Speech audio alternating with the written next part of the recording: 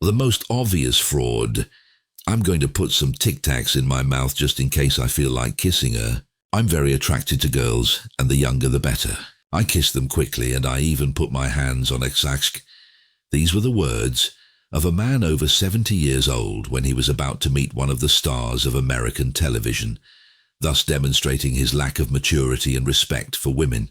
The most unusual thing is that this individual is none other than the former President of the United States of America, Donald Trump, a liar, who, in order to win votes, pretended to be a man of Christian faith, while his vulgar way of speaking and acting indicates the opposite. Furthermore, no Christian is going to look up to the sky and say, "I am God's chosen one," as Trumpy did, because it is an abomination. His speeches are often racist, and although he has recognized the city of Jerusalem as the capital of Israel just to win votes, he is anti-Semitic and said that Jews who vote for Democrats are stupid. He is not able to quote a single verse from the Bible, and members of his own family say that the few times he was in a church, it was because he knew that they would take pictures of him and thus satisfy his narcissistic need. They say that he frequently uses the degrading word nigger when referring to people of color,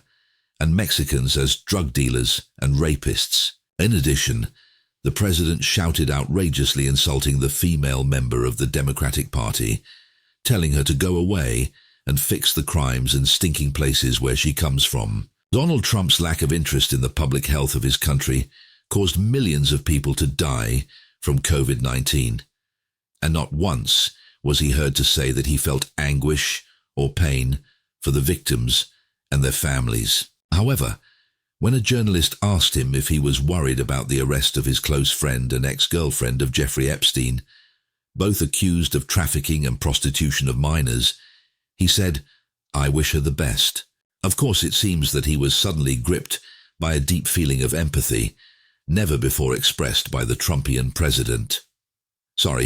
Trump.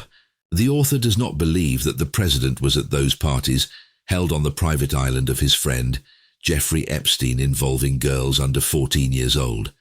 But sometimes imagination can lead us astray. After all, he himself said that he likes girls and better when they are very young.